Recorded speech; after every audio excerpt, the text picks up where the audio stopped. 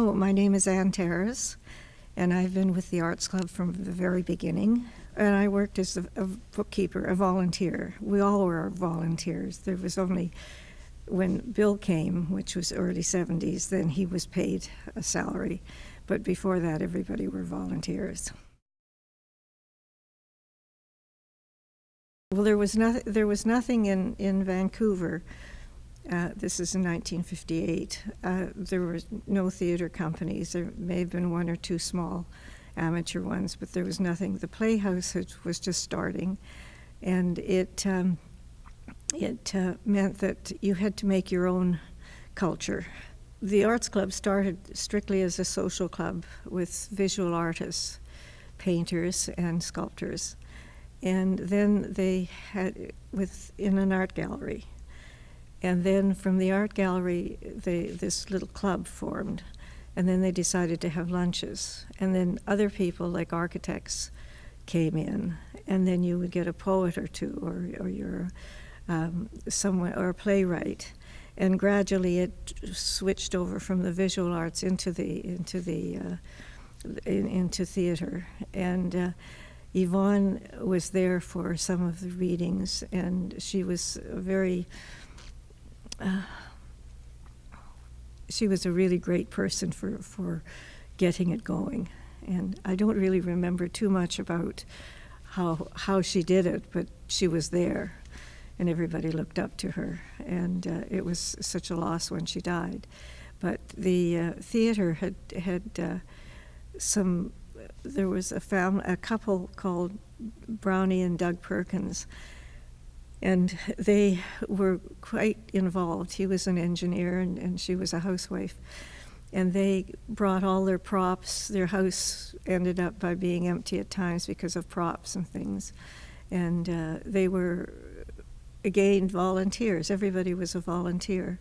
And it was only because of that we got anywhere.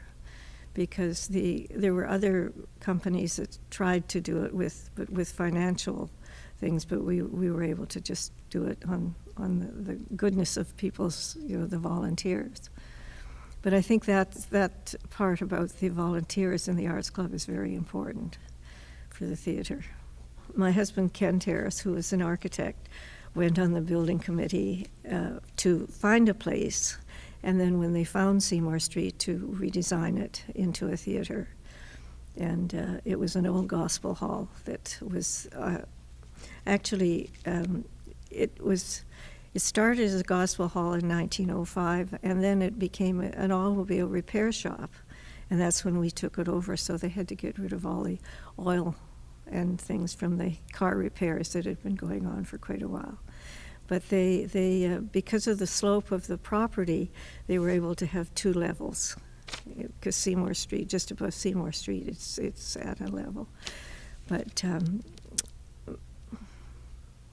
my husband had the help of a number of other architects, and there was a man called Mr. Naylaws who had a lot of money, and he provided a lot of the sort of cedar and things for the renovations. So people started with just social clubs, and then it eventually became a 236 theater on Seymour Street. And from then it's become 3 major theater venues. And the theater brought with it work for the artists, the actors, the production crews, and eventually it all became quite viable. And the Arts Club was one that was sort of the heart of it, and protected people and brought them in and tried to get them to do the best to raise the quality so that anywhere they could go and it would be well worth their time. And at one point there were enough, Bill had a talent for finding talent. And at one point, there was, anywhere in Canada you would go and there would be an alumni of the Arts Club Theatre.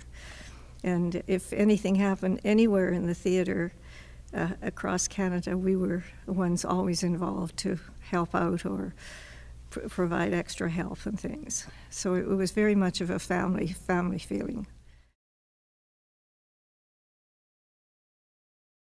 Well, it helps people escape from life and helps them work out things. It nurtures them. It brings up topics that people don't, they know about or they worry about, and they have no idea what to do about it. And they can escape into the theater, and in some cases it helps them with their own lives. And it is a very nurturing, very, it's well worth going to. And but it's important to keep up the quality, which I think is what the Arts Club Theatre has done. And it's part of the cultural scene now, and it goes all year round, which many other places don't. And so people can always turn here and know that there's somebody that can help them or give them a job or give them a push to do something.